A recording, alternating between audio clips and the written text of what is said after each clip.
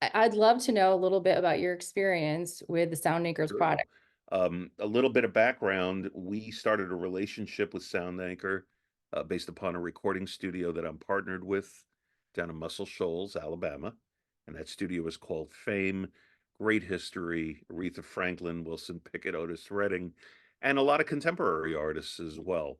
And we're in the process of building a very, very nice vintage Neve room in addition to the Neve room that we already have.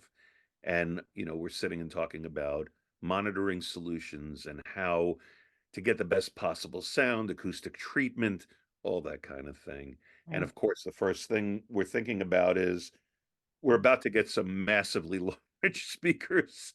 And what kind of stands can we have that would not only support speakers this size, but would contribute to, the sound quality of them? We're spending a lot of money on monitoring. We're spending a lot of money on the room itself and on the acoustics of the room. And my first call was to Bernie, the owner of uh, of Sound Anchor, and reaching out and saying, "Help me, brother, help me." So he sure did. I don't recall off the top of my head what the model number was, but they are the size that fits the Atom S5Hs. Those speakers probably weigh in the range of about 250 pounds apiece. Mm, So they're pretty big. yeah. And they really do need to have a deadened environment, holding them, no resonant frequencies, all of that. So Bernie, of course, made a great recommendation as to the proper product, and I'm happy to share with you he actually drove them to our studio where he filled them with sand, which I think was great, but only added to the weight. I mean, you could imagine the weight of these speakers being held by the weight of, these solid metal stands and the Right. tubes themselves filled with sand. And I will tell you that they just sound remarkable. They sound remarkable. And they were a real integral part of how a studio our studio B in Fame also has they're not quite as big because they're a smaller speaker, but we have we have the sound anchor stands as well in there, and it's just been a reliable product for many years. I have them in my studio in Nashville. um, it's just it's something I don't feel like I can do without. Mm, So that's a great endorsement. Yeah. yeah. Um, i- can you just speak to me, since I'm a novice in this world, what would be the difference between a speaker on a sound anchor stand and maybe, a less expensive stand?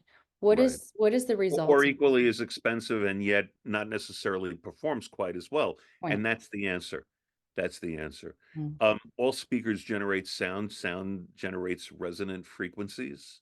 And whether or not the actual device that it's sitting on, the table, if you will, resonates at a certain frequency or dampens that sound at a certain frequency, it could potentially be adding to the sound, adding unwanted resonance to the sound itself. So you go out and buy, monitors that are in the $25,000 plus range mm, or more. And if you put them on a stand that has intrinsic and inherent frequencies that it may accentuate, you're not getting the true sound of the speaker and you're defeating the purpose of buying, speakers in that range. You want it to be as true as possible. And the thing that we found with the Sound Anchors speakers is it does exactly that. It's sonic neutral, if that makes sense. And we don't hear any additional ringing or tone or anything like that. So they're reliable sonically, and equally as important, they are remarkably well constructed. I'm fond of saying to my partner at Fame, long after Fame is gone, these stands will still be here. They right. will survive everything. They will survive anything that's thrown their way. So yeah, it was a no-brainer choice for us. Right. Wonderful. Thank you so much. Appreciate it.